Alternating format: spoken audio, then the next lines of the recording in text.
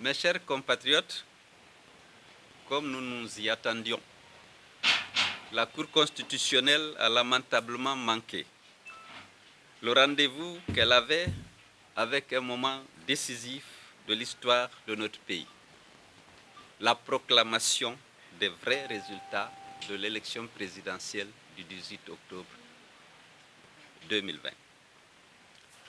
En déclarant Alpha Condé vainqueur de cette élection,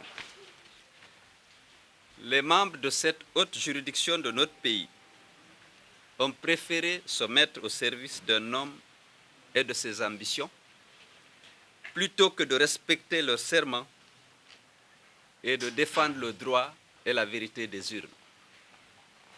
Mes chers compatriotes, l'UFDG et l'ANAD ont mené une campagne exemplaire et ont travaillé pour réunir les preuves irréfutables de notre victoire à cette élection. En tant que républicains, nous avons fait recours à la Cour constitutionnelle en espérant qu'un sursaut patriotique aurait permis à ses membres de statuer en toute indépendance et de dire le droit. Malheureusement, ça n'a pas été le cas. La Cour constitutionnelle a confirmé les faux résultats proclamés par la CENI le 24 octobre 2020. L'UFDG et l'ANAD, ainsi que 9 autres candidats à l'élection présidentielle sur les 12 en lice, avaient déjà catégoriquement rejeté ces résultats. Mes chers compatriotes, accepter cette décision revient à se rendre complice de l'assassinat de la démocratie et de l'état de droit dans notre pays. Accepter cette décision revient à admettre que le pouvoir ne s'obtient dans notre pays que par la ruse et par la force et non dans les urnes.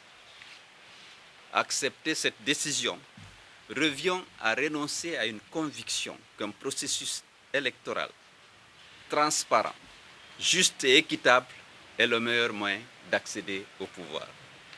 C'est pourquoi l'UFDG et l'ANAD, profondément attachés au respect des règles et des principes de la démocratie et de l'état de droit, rejettent catégoriquement les faux résultats de l'élection présidentielle du 18 octobre proclamés par la CENI et validés par la Cour constitutionnelle.